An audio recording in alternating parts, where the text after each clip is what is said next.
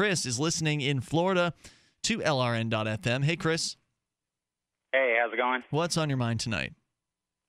Oh, I just wanted to carry over from what you guys were previously discussing before a commercial break. Sure. And elaborating on that a little bit, as far as like whenever we came over and we stole the land from the actual Indians over here. Now, I, for one, was not stealing land from Indians, and I don't know if you were. But I wasn't. Okay.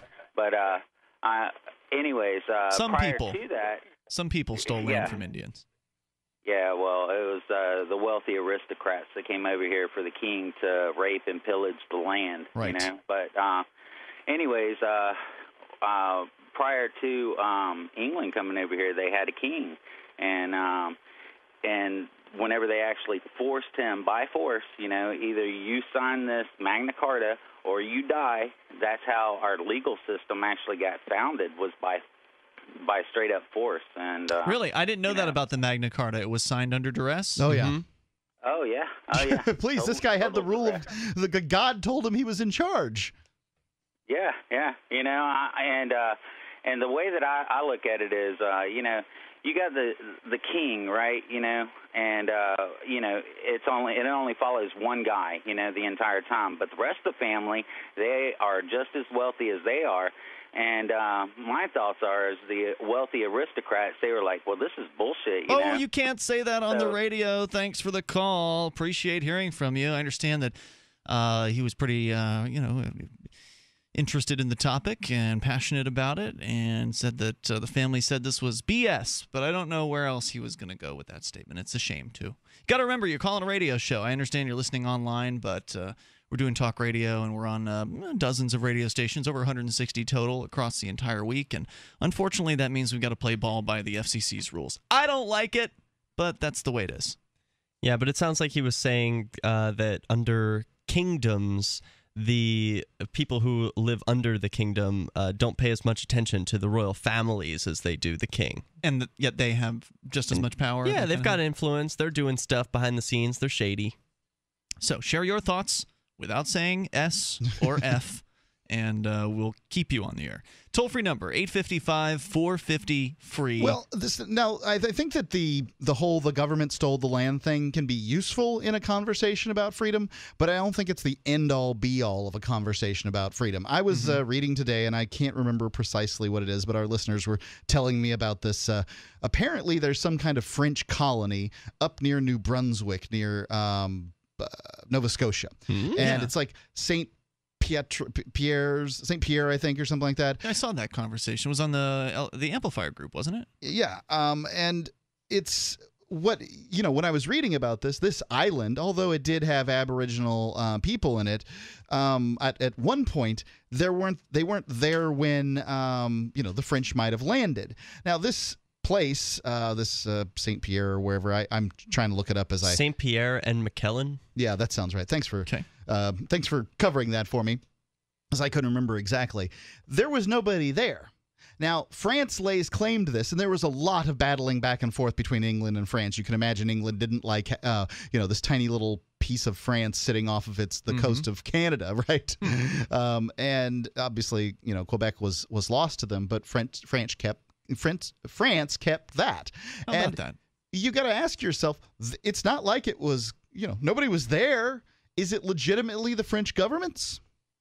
Well, no, because the government exists based on coercion in the first place. Every dollar a government has, for the most part, unless we're talking about them being donated something by someone, for the most part was gained under coercive force. So you're saying that the bullets that they defended that piece of land with it from another government at some point, since the money for those bullets was stolen, that therefore that land isn't theirs? I don't believe the government or the state or whatever you want to call them, I don't believe the state owns anything legitimately at all, ever, because they've always been using force on people and using the threat of violence against people. Now consider for a second that you're talking about, say, a homeowners association with a condominium. They may have the democratic system to solve problems, right? 51% of people in this homeowners association say no garden gnomes. And then there's no garden gnomes, right? Like, that's a decision that they made, the decision that you opted into to some extent.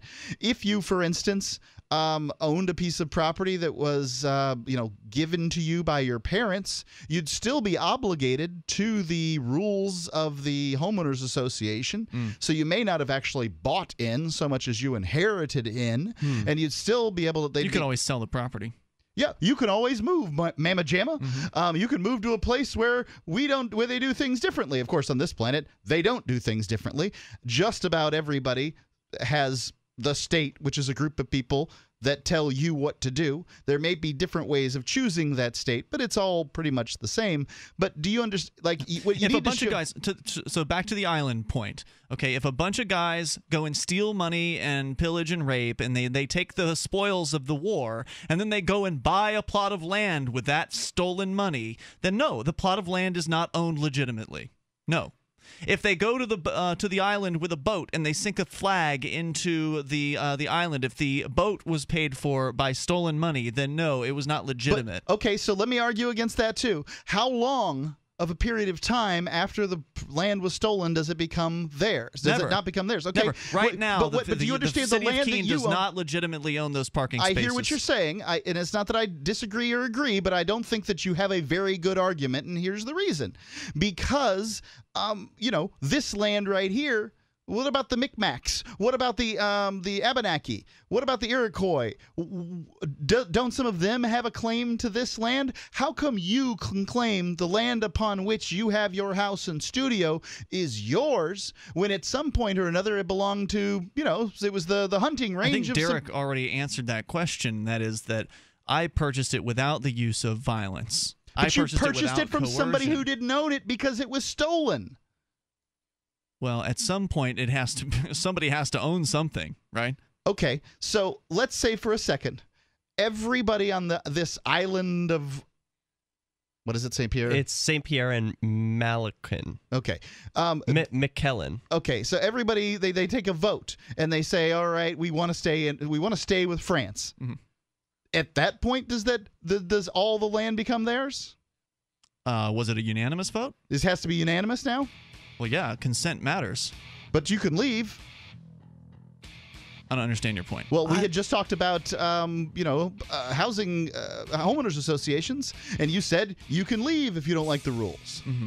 Well, I'm asking, is it legitimate if they vote to stay with France? Because essentially every day they do. When does property become legitimately owned if it was illegitimately owned or stolen, or people were killed over it or something like that in the past? And it's tough to really answer that question. No, I figured it out. Okay, I've got it. So if my land that I currently own was once owned by Iroquois Indian or something, let's say, and ancestors, someone along the line stole it and it was illegitimately acquired, but I consider myself to legitimately own it now. So I have to, in order to make that claim and be serious about it, I have to open up my property to those Iroquois Indian or whoever Abenaki, originally owned the property and say, it's yours. If Come they were and still take around it. to Come take and take it, or the ancestors of the Iroquois. If Now, they're why would still the around. ancestors have a legitimate claim to it? Well, because presumably it would still be theirs. It would be just passed along the ages. So I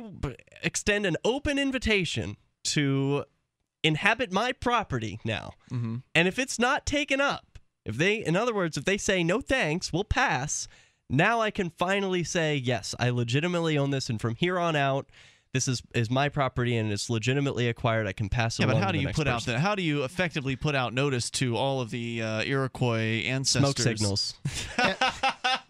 And how do you know that they're in fact Abenaki Indians? I'm not going to go with this Iroquois thing. Just How not do you going to do prove that. it? How do they prove their claim? Yeah, how do they prove their The claim? title? At this point, there's no recognized Abenakis. They basically were wiped out.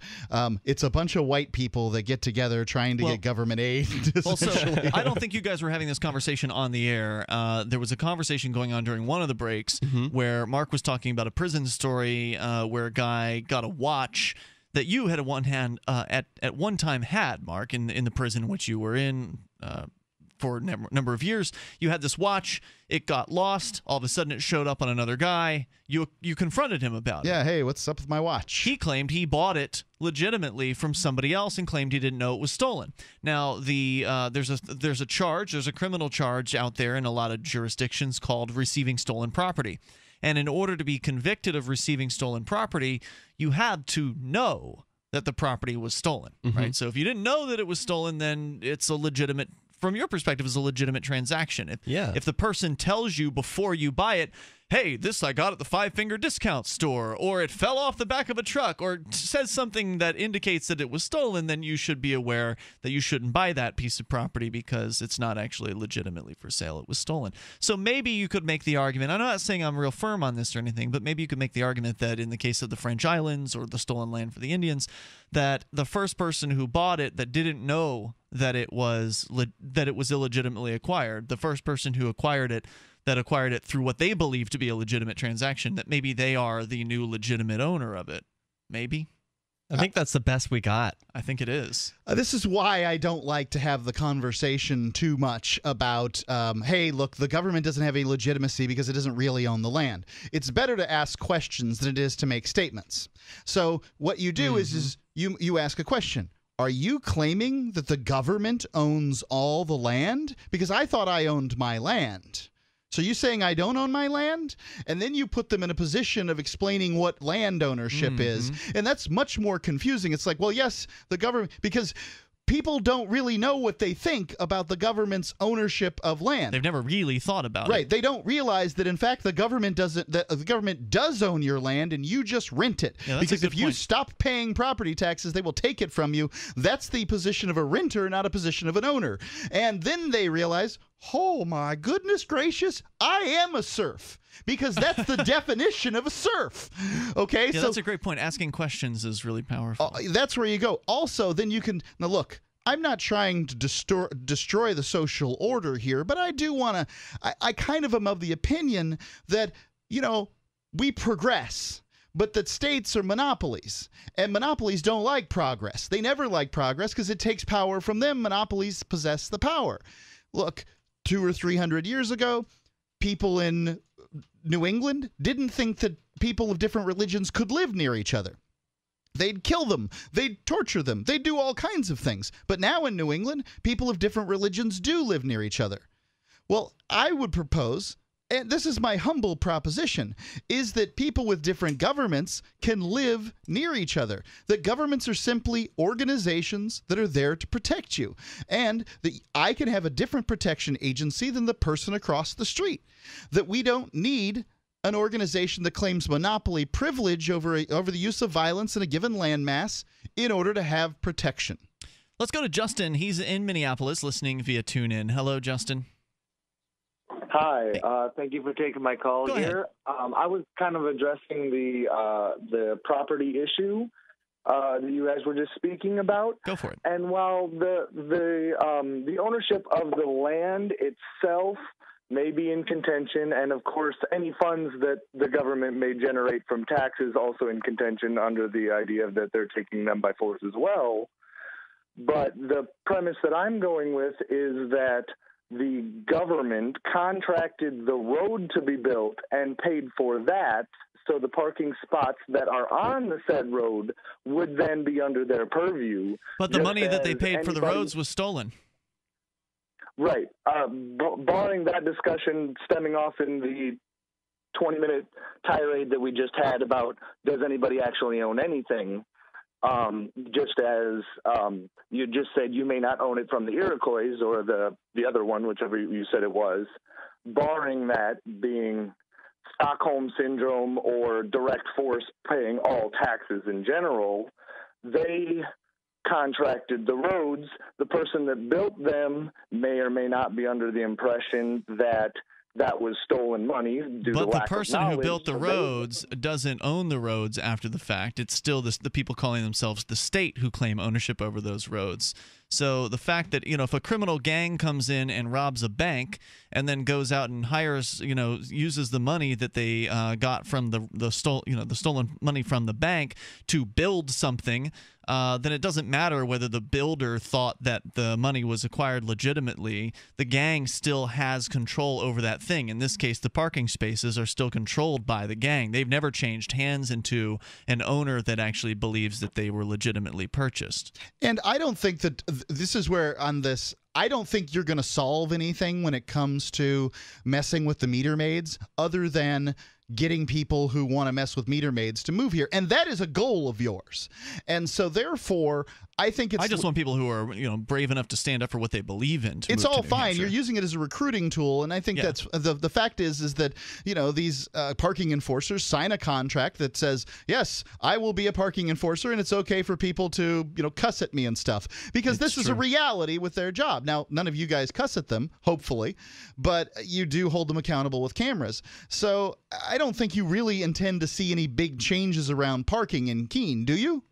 Oh, I'd like to see the parking enforcement bureaucracy go away entirely. Free Talk Live, 7 nights a week from 7 to 10 Eastern, live on the Liberty Radio Network at LRN.FM.